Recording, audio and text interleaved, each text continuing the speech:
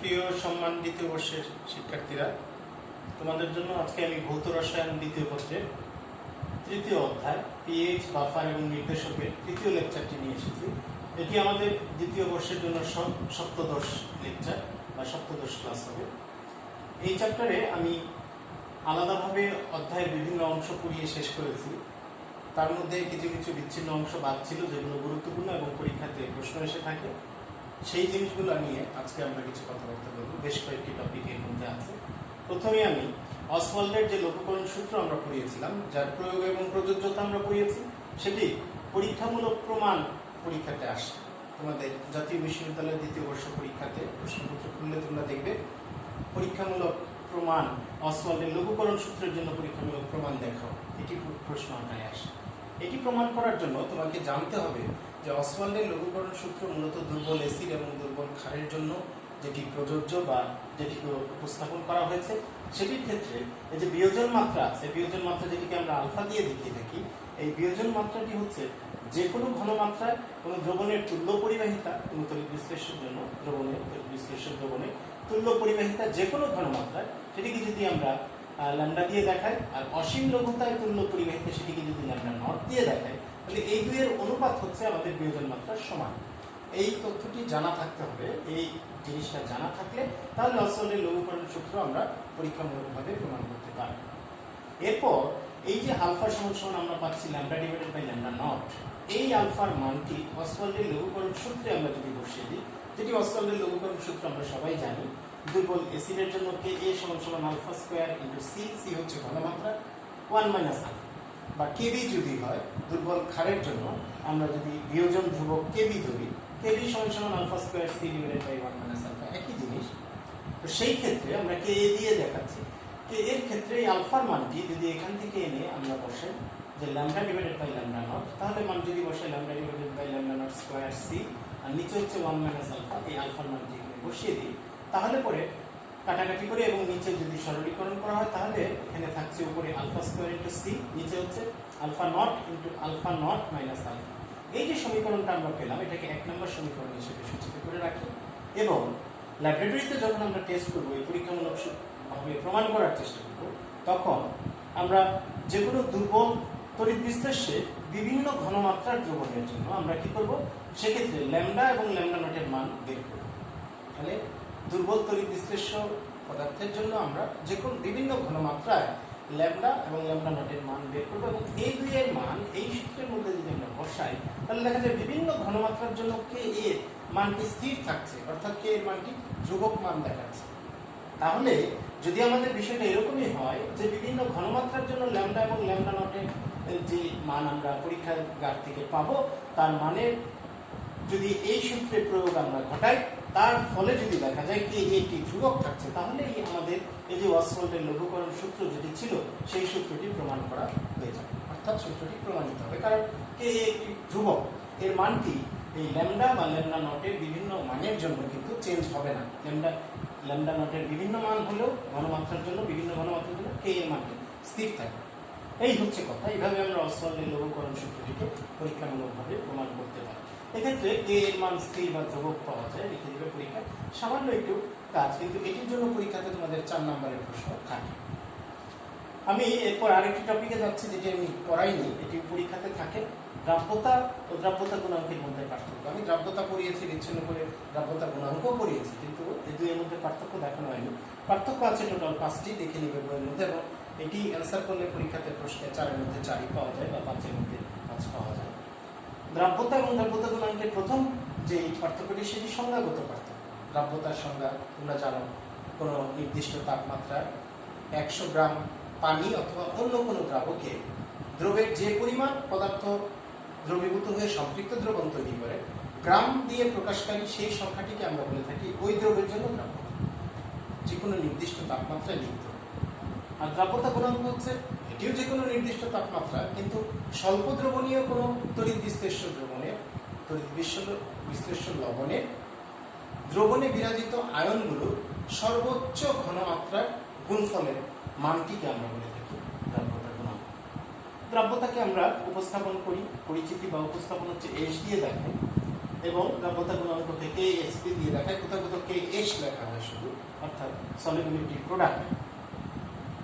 দ্রাব্যতার সম-আয়ন প্রভাবে প্রভাবিত হয়। কি হয়? দেখা যায় সম-আয়ন প্রভাবের কারণে দ্রবণে মৃদু তড়িৎ বিশ্লেষ্য পদার্থটির দ্রাব্যতা হ্রাস পায়, অর্থাৎ দ্রাব্যতা প্রভাবিত হয়। কিন্তু দ্রাব্যতা গুণাঙ্কের মান ইহা সম-আয়ন প্রভাবে প্রভাবিত হয় না, যেহেতু এটি একটি ধ্রুবক রাশি কেএসপি, এটির মান কিন্তু ওঠানামা করে না। সম-আয়ন প্রভাবের ফলে এটির মান ওঠানামা করে না। দ্রাব্যতার বিষয়টি সকল পদার্থ জন্যই প্রযোজ্য, যেমন তড়িৎ বিশ্লেষ্য, তড়িৎ অবিশ্লেষ্য পদার্থ, যে কোনো পদার্থের জন্যই দ্রাব্যতার একটি নির্দিষ্ট মান পাওয়া যায়, বিশেষ করে পদার্থগুলো যদি আয়নিক পদার্থ হয়, তড়িৎ বিশ্লেষ্য পদার্থ। আর দ্রাব্যতা গুণাঙ্ক এটি আসলে কেবলমাত্র স্বল্প দ্রবণীয় তড়িৎ বিশ্লেষ্য পদার্থের ক্ষেত্রেই প্রযোজ্য। স্বল্প দ্রবণীয় হতে হবে। অধিক দ্রবণীয় পদার্থের জন্য আমরা দ্রাব্যতা গুণাঙ্কের মান প্রয়োগ করে বা এগুলার যে বৈশিষ্ট্যগুলো সেগুলো চেক করতে পারি না বা পরীক্ষা নিরীক্ষা করা হয় না। সাধারণত স্বল্প দ্রবণীয় লবণের ক্ষেত্রেই আমরা স্বল্প দ্রবণীয় যে তড়িৎ বিশ্লেষ্য পদার্থগুলো আছে সেগুলোর ক্ষেত্রেই দ্রাব্যতা গুণাঙ্কের মানের পরীক্ষা নিরীক্ষা বা গবেষণাগুলো দেখা যায়। তারপরে তাপমাত্রার উপর বেশি মাত্রায় নির্ভরশীল। দ্রাব্যতা তাপমাত্রার উপর নির্ভরশীল এবং তোমরা জানো যে জাতের পদার্থ আছে, উৎপাদী, তাপহারী ইত্যাদি পদার্থের নির্বিশেষে দ্রাব্যতা কিন্তু তাপমাত্রা দ্বারা ব্যাপকভাবেই প্রভাবিত হয়। কিন্তু দ্রাব্যতা গুণাঙ্কের মান লিখেছি তাপমাত্রার উপর নির্ভরশীলতা তুলনামূলকভাবে কম। কার সাথে তুলনা? এই দ্রাব্যতার সাথে। দ্রাব্যতা গুণাঙ্কে যদি তাপমাত্রার উপর কি পরিমাণে নির্ভরশীলতা আছে সেটা যদি আমরা পরীক্ষা করি তাহলে দেখা যাবে দ্রাব্যতা গুণাঙ্কের মান তাপমাত্রার উপর তুলনামূলকভাবে কম নির্ভরশীল। এই হচ্ছে টোটাল 5টি পার্থক্য। এবার আমি আরো একটি ইম্পর্টেন্ট টপিক নিয়ে কথা বলতে চাচ্ছি, সেটি হচ্ছে সম-আয়ন এবং সম-আয়ন প্রভাবের ব্যাখ্যা।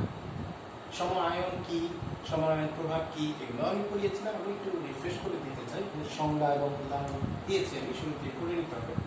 সম-আয়ন হচ্ছে মৃদু তড়িৎ বিশ্লেষ্য পদার্থের কোনো দ্রবণে যদি আমরা তীব্র তড়িৎ বিশ্লেষ্য পদার্থ যোগ করি, তাহলে এই দুই প্রকার তড়িৎ বিশ্লেষ্য পদার্থের মধ্যে যদি কোনো একটি আয়ন কমন আয়ন বা সাধারণ আয়ন হিসেবে উভয় তড়িৎ বিশ্লেষ্য পদার্থ অর্থাৎ মৃদু তড়িৎ বিশ্লেষ্য এবং তীব্র তড়িৎ বিশ্লেষ্যের মধ্যে উপস্থিত থাকে, তাহলে তাকে আমরা বলে থাকি সম-আয়ন। আর এইরকম সম-আয়ন থাকার কারণে দেখা যায় তীব্র তড়িৎ বিশ্লেষ্য পদার্থটির উপস্থিতিতে মৃদু তড়িৎ বিশ্লেষ্য পদার্থের দ্রাব্যতা হ্রাস পায়। এই ঘটনাটিকে সম-আয়ন প্রভাব বলে। আমরা একটি উদাহরণ আবার নিয়ে আসছি, যেমন ইথানোয়িক অ্যাসিড বা অ্যাসিটিক অ্যাসিড এটি বিয়োজিত হয়ে পানির সাথে পানিতে বিয়োজিত হয়ে অ্যাসিটেট আয়ন বা ইথানোয়েট আয়ন তার সঙ্গে হাইড্রোনিয়াম আয়ন তৈরি করেছে। অপরপক্ষে সোডিয়াম অ্যাসিটেট একটি লবণ, এটি যখন বিয়োজিত হয় তখন এটি অ্যাসিটেট আয়ন বা ইথানোয়েট আয়ন এবং সোডিয়াম আয়ন বিভক্ত হয়। তো এই দুটি বিক্রিয়াতে দেখা যায় যে নিচের যেটি আছে সেক্ষেত্রে এই ক্ষেত্রে অ্যাসিটেট আয়ন, এখানেও অ্যাসিটেট আয়ন কাজেই এই অ্যাসিটিক অ্যাসিড একটি মৃদু অ্যাসিড আর সোডিয়াম অ্যাসিটেট একটি তীব্র তড়িৎ বিশ্লেষ্য পদার্থ। এই দুইয়ের বিয়োজনে অ্যাসিটেট আয়ন উৎপন্ন হয়েছে, এটিকে কমন আয়ন বলা হচ্ছে। এবং এই কমন আয়নের উপস্থিতির কারণে কি হবে, ঘটনা যেটি ঘটবে সেটি হচ্ছে যে এই সোডিয়াম অ্যাসিডের তীব্র তড়িৎ বিশ্লেষ্য এটির উপস্থিতির কারণে মৃদু তড়িৎ বিশ্লেষ্য অ্যাসিটিক অ্যাসিডের এটির বিয়োজন হ্রাস পাবে, দ্রাব্যতা হ্রাস পাবে। এটি কি করবে, হাইড্রোনিয়াম আয়নের সঙ্গে এই অ্যাসিটেট আয়ন যুক্ত হয়ে বিপরীত দিকে গিয়ে অবিয়োজিত অ্যাসিটিক অ্যাসিড উৎপন্ন করবে। ফলে এই অ্যাসিটিক অ্যাসিড এমনিতেই দুর্বল অ্যাসিড, আরও এই সোডিয়াম অ্যাসিডেটের উপস্থিতির কারণে অ্যাসিটিক অ্যাসিডের বিয়োজন মাত্রা, দ্রাব্যতা এগুলো হ্রাস পাবে। তো এই হচ্ছে সম-আয়ন প্রভাবের ব্যাপার, যেটি বিশ্লেষণীয় রসায়নের ক্ষেত্রে প্রয়োগ আসে, তোমাদের পরীক্ষাতে আসে বিশ্লেষণীয় রসায়নের সম-আয়নের প্রয়োগটা। 3টি ক্ষেত্রে আমাদের বিশ্লেষণীয় রসায়নের 5টি গ্রুপ আছে, তার মধ্যে 3টি গ্রুপের জায়গাতে এই বিশ্লেষণীয় রসায়নে আমরা দেখি যে সম-আয়ন প্রভাবের প্রয়োগ আছে। প্রথমে গ্রুপ 2 এর দিকে যদি খেয়াল করি, সেখানে হাইড্রোক্লোরিক অ্যাসিডের উপস্থিতিতে H2S এর বিয়োজন মাত্রা হ্রাস পায়। ফলে কি হয়, H2S বিয়োজন যদি কম হয় তাহলে সেখান থেকে যে সালফাইড আয়ন বের হয়ে আসার কথা, সেই সালফাইড আয়নের ঘনমাত্রা কি হয়, হ্রাস পায়, নির্দিষ্ট মাত্রায় হ্রাস পায়। ফলে গ্রুপ 2 এর আয়নগুলোকে অধক্ষিপ্ত করতে আমাদের সুবিধা হয়, অর্থাৎ এদের দেখা যায় দ্রাব্যতা গুণাঙ্কের মান সহজেই অতিক্রম করতে পারে। গ্রুপ 3 এর ক্ষেত্রে অ্যামোনিয়াম ক্লোরাইডের উপস্থিতিতে অ্যামোনিয়াম হাইড্রোক্সাইড যখন চালনা করা হয় তাতে হাইড্রোক্সিল আয়নের ঘনমাত্রাটি হ্রাস পায়। ফলে গ্রুপ 3 এর আয়নগুলোকে, ক্যাটায়নগুলোকে, ক্ষারকীয় মৌলগুলোকে শনাক্তকরণ করা সহজ হয়। আরেকটি ব্যাপার আছে গ্রুপ 3 এর বির জন্য। গ্রুপ 3 এর বিতে অ্যামোনিয়াম ক্লোরাইডের সাথে অ্যামোনিয়াম হাইড্রোক্সাইড থাকা অবস্থায় H2S চালনা করা হয়। অনেক ক্ষেত্রে অ্যামোনিয়া গ্যাসের উপস্থিতিতে বইয়ে লেখে অ্যামোনিয়া গ্যাসের উপস্থিতিতে H2S চালনা করা হয়। আসলে অ্যামোনিয়া গ্যাসকে পানিতে দ্রবীভূত করে অ্যামোনিয়াম হাইড্রোক্সাইড দ্রবণ তৈরি করা হয়। তো সেটিকে আমরা H2S গ্যাস যখন চালনা করব তখন কি হয়, এখানে অ্যামোনিয়াম ক্লোরাইড এবং অ্যামোনিয়াম হাইড্রোক্সাইডের মধ্যে দেখতে পাচ্ছি অ্যামোনিয়াম ক্লোরাইড একটা তীব্র তড়িৎ বিশ্লেষ্য পদার্থ, অ্যামোনিয়াম হাইড্রোক্সাইড একটা দুর্বল ক্ষারক। তাতে দেখা যায় যে অ্যামোনিয়াম হাইড্রোক্সাইডের দ্রাব্যতা হ্রাস পায়। এটি যেহেতু দুর্বল, এটি যেহেতু সবল লবণ, আর এটি হচ্ছে আমাদের দুর্বল ক্ষার, এ কারণে এই দ্রাব্যতা হ্রাস পেয়ে হাইড্রোক্সিল আয়ন কম পরিমাণে উৎপন্ন হয়। আর সেই হাইড্রোক্সিল আয়নের উপস্থিতিতে H2S এর বিয়োজন সাম্য ডান দিকে সরে যায়। কিভাবে সরে যায়? H2S যখন পানিতে দ্রবীভূত হবে তখন সেটি পানি এবং সালফাইড আয়নে পরিণত হয়। দেখতেই পাচ্ছ সাম্যের অবস্থানটা ডান দিকে, বামের থেকে ডানে এই অ্যারোটি বড়, আর ডান দিক থেকে বামে অ্যারোটি নিচের দিকে ছোট। অতএব আমরা দেখতেই পাচ্ছি যে সালফাইড আয়নের ঘনমাত্রা এখানে বেশি বেশি যদি ডান দিকে চলে আসে তাহলে বেশি বেশি সালফাইড আয়ন উৎপন্ন হবে, সালফাইড আয়নের ঘনমাত্রা বেড়ে যাবে, ফলে গ্রুপ 3 এর বিয়ের যে ক্ষারকীয় মূলকগুলো সেগুলো শনাক্তকরণ করা সহজতর হয়ে যায়। এই হচ্ছে বিশ্লেষণীয় রসায়নে কিভাবে সমায়নের প্রয়োগ ঘটিয়ে আমরা ক্ষারকীয় মূলকগুলো শনাক্তকরণ করতে পারি। আজকে আমার আলোচনা এই পর্যন্তই থাকবে। পরবর্তী লেকচার দেখার সকলকে আমন্ত্রণ জানিয়ে আমার আজকের লেকচার আমি এখানে শেষ করছি। আসসালামু আলাইকুম।